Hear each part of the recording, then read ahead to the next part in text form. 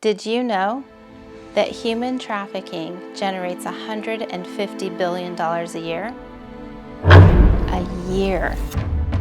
In fact, human trafficking is now surpassing drug trafficking. Why? Because with drugs, you have to replenish the drugs, but with human trafficking, you can use a human over and over and over again. When you hear the term human trafficking, you may be like I was in the beginning, thinking that it's referring to foreigners being brought into the United States. I was so surprised as I began to educate myself about this issue that we're not talking about foreigners being brought in. We're talking about thousands of American children being trafficked right here on U.S. soil, in our states, in our cities, in our own backyards.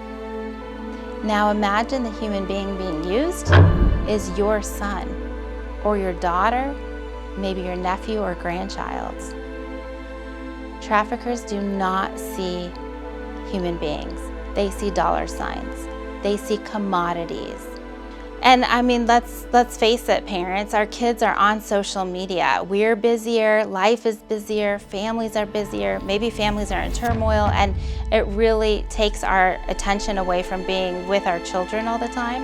And so our kids get online, they want to connect with their friends, they're using social media. So imagine you're a 13, 14, 15-year-old girl, and you see a profile of a guy that's 4 or 5 years older, and he's handsome, and he starts to encourage you that if you have a bad day, you could reach out to him, or if you're having troubles with your parents, that he's there to listen to you and support you. You're gonna fall for that. In the same way, our boys, 10, 11, 12, they're on video games, they're having fun chatting with their friends and sometimes even strangers. And then what do? If they see the profile of a 14, 15-year-old girl that thinks that they're cute, and then this boy who seems somewhat awkward thinks, oh, well, this girl likes the same game I do. I can't wait to get home after school and play this game with her and learn more. And then all of a sudden she turns and she's sending a naked photo of herself and asking him for one in return. He's gonna do that because they're curious and they wanna know. And what he doesn't understand is that on the other side of that profile is a pedophile who's taking that photo and selling it to hundreds, if not thousands, of pedophiles on the dark web. And within 24 to 48 hours, this boy is going to be harassed, bullied, shamed, and threatened that if he doesn't send more photos, they're going to expose him to his friends at school, to his family, that he's going to be in trouble. And then we see our kids getting depressed and feeling anxiety, and we're wondering, where does all this stem from? This is how it's happening. It's not kidnapping as we once imagined in a white van. It's through social media. It's happening in plain sight. It's happening in our neighborhoods, in our own homes, in our friends' homes.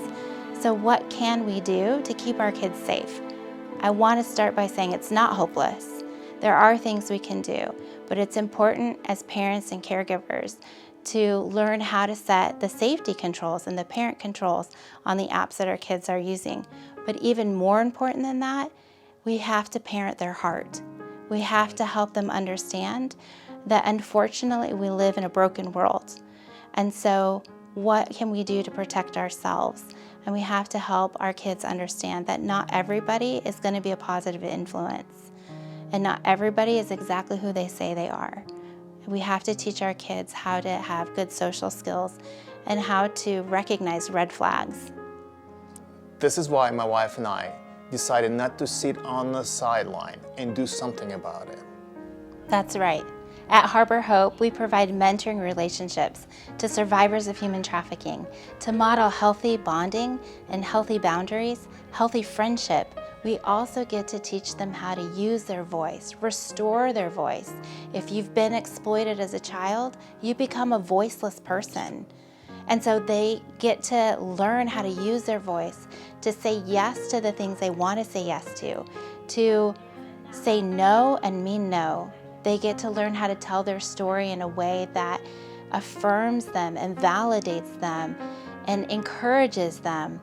You know, it's really powerful when we begin to see survivors true. of human Yes. trafficking dream again, That's right.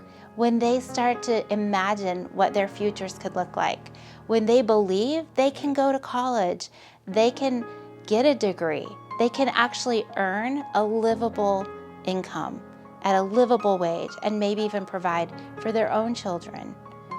Now imagine that there's no Harbour Hope, and these women don't have this example, and they have no support, and they have nowhere to go, and they're raising children of their own, but they're repeating the patterns that they experienced as children, and the cycle continues.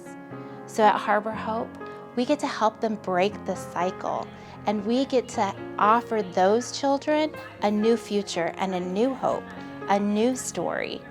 And that's why we're creating the Harbour, our therapeutic residential program for women and children to have a safe haven anchored in hope.